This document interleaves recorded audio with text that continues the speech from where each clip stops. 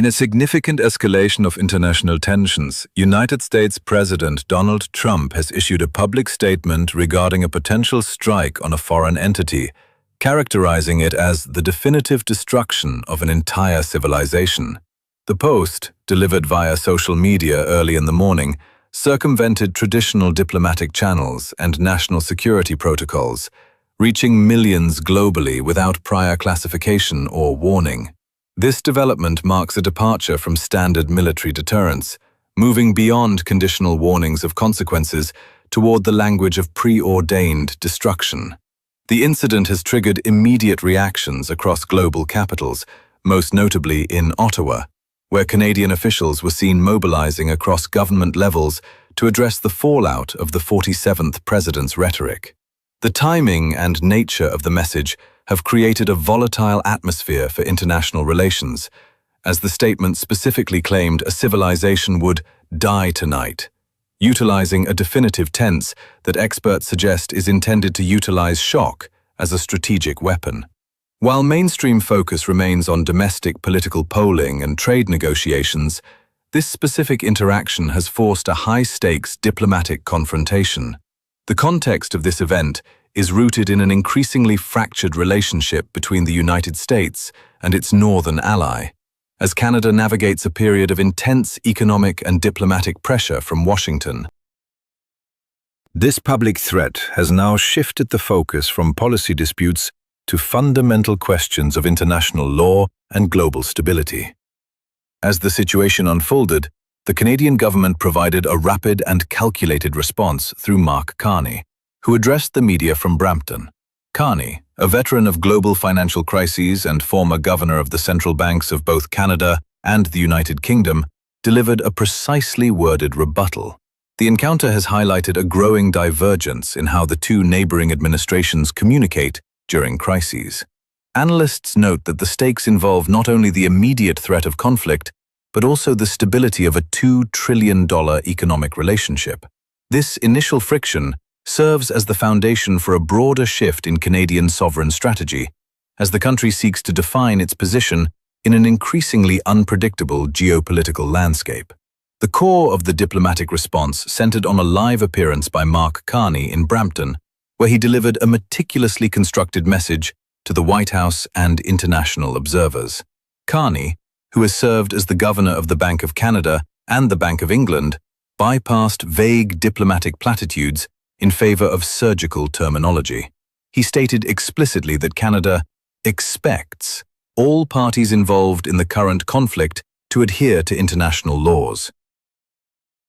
Foreign policy analysts noted the specific use of the word expects as a shift in posture, moving from traditional encouragement toward a direct demand. This rhetorical stance was framed not as a polite disagreement between allies, but as a calculated warning issued by a leader with deep ties to global institutional power. During the broadcast, Carney revealed critical details regarding the discrepancy between public rhetoric and private diplomacy.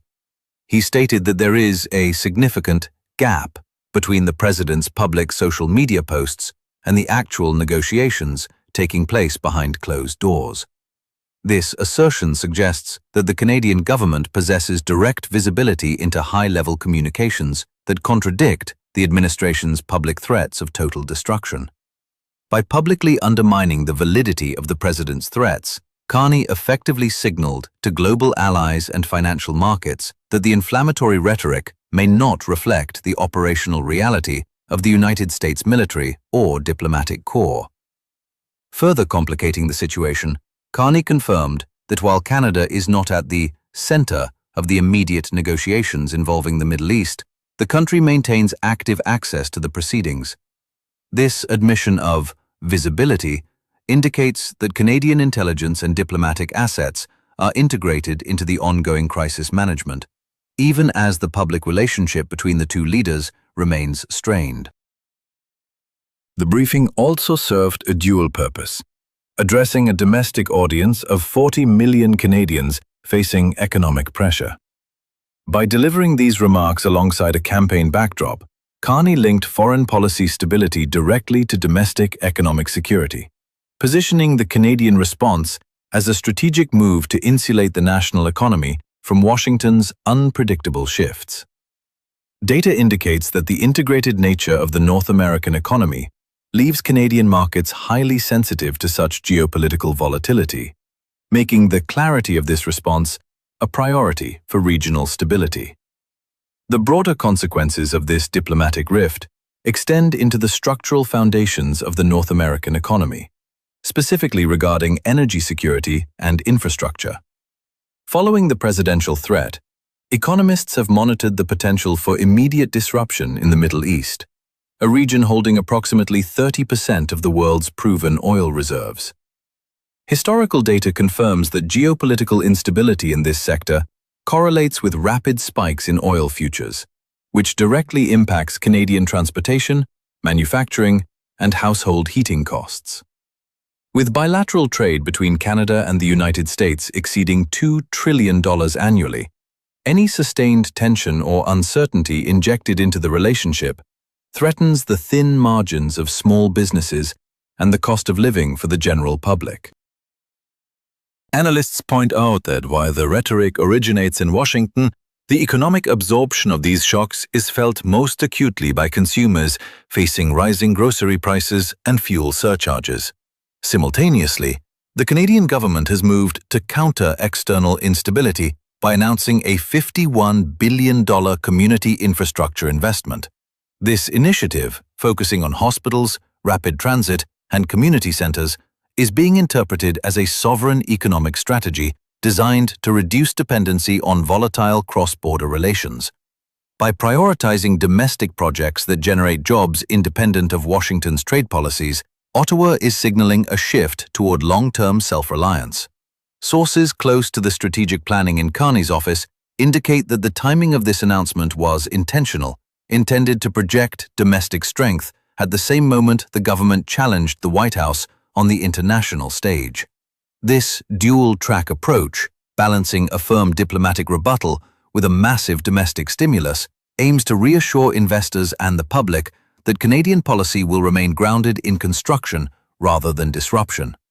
Looking ahead, the trajectory of this confrontation remains contingent on three potential scenarios.